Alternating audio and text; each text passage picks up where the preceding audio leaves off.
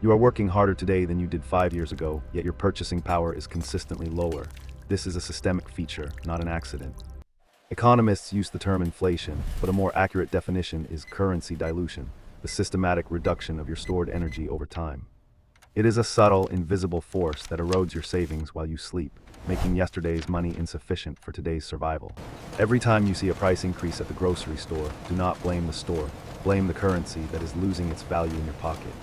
This is the silent tax, a levy that is never voted on by Congress, yet is paid by every single holder of the currency, every single day. The foundation of this system was laid in 1913 with the creation of the central bank, initiating an era of flexible monetary supply. But the true acceleration began in 1971, when the currency was officially detached from the gold standard, removing the final constraint on printing. Since that moment, the supply of money has expanded exponentially, while the supply of real goods and services has only grown linearly. This mismatch creates a permanent state of devaluation, forcing you to speculate in the stock market just to maintain your baseline wealth. Congratulations on your new investment. Thank you. It's truly golden.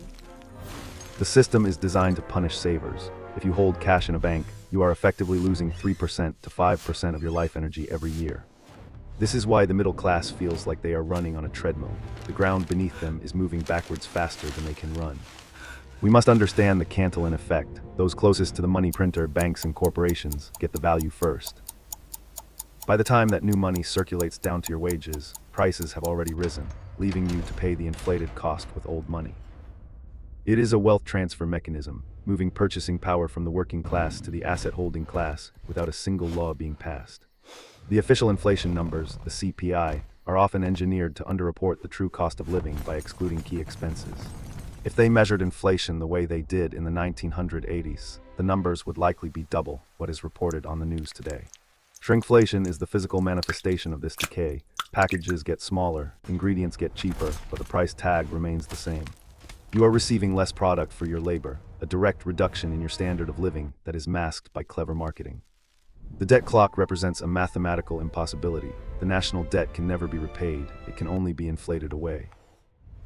This means the government has a vested interest in destroying the value of the currency to make their own debts easier to service. You are the collateral damage in their war against their own insolvency. Your savings are the fuel they burn to keep the engine running. History is littered with empires that debased their currency to the point of collapse, from Rome to Weimar Germany to modern Venezuela. The laws of economics are like the laws of physics. You can suspend them for a while with manipulation, but gravity always wins in the end. We are currently living through a period of financial repression, where interest rates are kept below the rate of inflation on purpose. This forces capital out of safety and into risk, creating massive asset bubbles in housing, stocks, and cryptocurrencies. When these bubbles burst, the central bank prints more money to patch the hole, starting the dilution cycle all over again.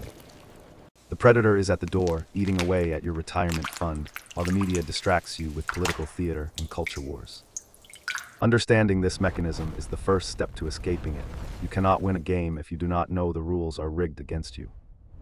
The banks offer no shelter. The vault is empty because the system relies on the velocity of money, not the storage of it. So, what is the solution? How do you protect your labor from being siphoned off by this invisible machine? You must stop saving in the medium they control and start owning the medium they need. You must become an owner of real assets. Cash is for liquidity, for paying bills in the short term. It is not a vehicle for long-term wealth preservation. Real wealth stands firm. Gold, silver, land, and commodities are the trees that do not bend to the printing press. These assets have intrinsic value. They cannot be printed into existence by a bureaucrat in a suit. Consider the difference between price and value. The price of gold fluctuates, but its value, its purchasing power, remains constant over centuries. An ounce of gold bought a fine suit in Roman times, and it buys a fine suit today. That is the definition of stability. Real estate is another hedge, but specifically cash-flowing real estate that allows you to adjust rents with inflation. When you own a rental property, inflation works for you. Your debt stays fixed, but your asset value and income rise with the tide. This is the secret of the wealthy. They use debt to buy assets that appreciate, effectively shorting the currency. You have operated as a pawn, sacrificing value for a king that views you as collateral.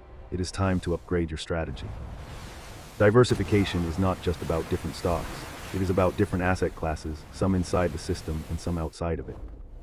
You need an insurance policy against the system itself, assets that have no counterparty risk and no liability attached. The mindset shift is painful but necessary. Realize that the money in your bank account is melting like an ice cube in the sun.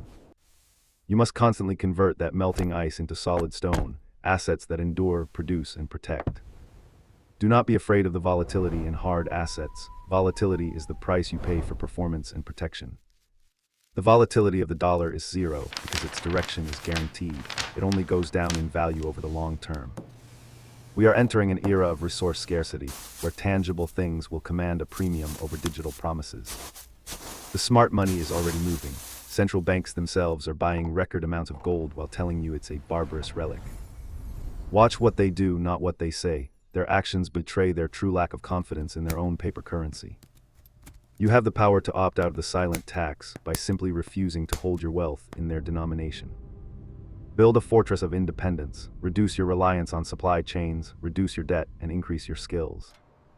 Your ability to produce value is the ultimate hedge. Human capital is the one asset that inflation cannot destroy. Learn to fix things, build things, and solve problems. These skills will always be in demand regardless of the currency value. The transition from a saver to an investor is the most critical evolution you can make in your financial life. It requires discipline, education, and the courage to go against the herd that is blindly walking off the cliff.